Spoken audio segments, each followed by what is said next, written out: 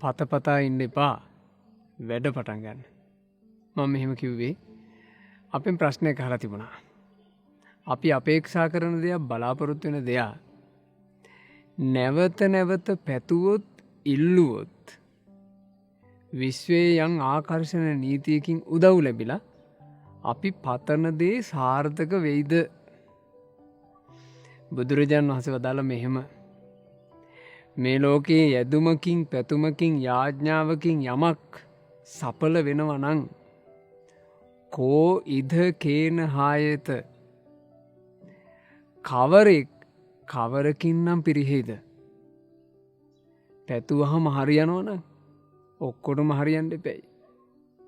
යදිනකොට හරියනවනම් ඔක්කොටම හරියන්න එපැයි. යාඥා කරනකොට හරියනවනම් ඔක්කොටම හරියන්න එපැයි.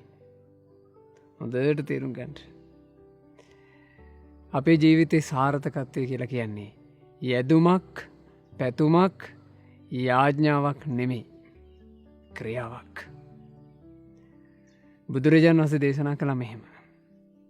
යම් මේ මිනිස්සෙකු තුල තියෙනවා නම් කාරණා 4ක්. ඒ කාරණා 4න් ඔහුට ජය ගන්න බැරි ඉලක්කයක් නැහැ. 1. ඡන්ද, කැමැත්ත. තමන්ගේ ඉලක්කය වෙනුවෙන් තමන්ට තියෙන බලවත් කැමැත්ත. ඒක අත්‍යවශ්‍යයි. 2. චිත්ත, අධිෂ්ඨානය. තමන් බලාපොරොත්තු වෙන තමන්නේ සාර්ථකත්වය වෙනුවෙන් තමන්ට තියෙන්න ඕන අධිෂ්ඨානය. 3. විරිය, කැපවීම.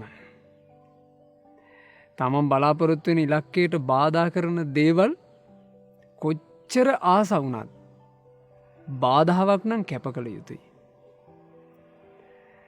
තමන්ගේ ඉලක්කයට උවමනා කරන දේවල් කොච්චර දුෂ්කර වුණත් කැපවීමෙන් හදාගත යුතුයි. කැපවීම. 4. විමර්ශා, නුවණින් කල්පනා කිරීම. ඔය නුවණින් කල්පනා කිරීමට තමයි අයිති වෙන්නේ යැදීමකින් පැතීමකින් යාඥාවකින් ජීවිතේ දියුණුවක් ලබන්න බෑ කියන එක නුවණක්. ඒ නුවණ ඇති කරගන්න. අපරාධේ යදින්ට පතන්ට යාඥා කරන්න ගත වෙන කාලය අපරාධේ.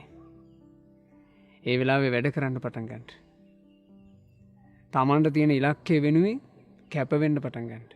මේ මුළු විශ්වයම ජයගත්ත, මුළු ජීවිතේම ජයගත්ත රහතන් වහන්සේලා පවා බිහි වුණේ ඔය කාරණා 4න්.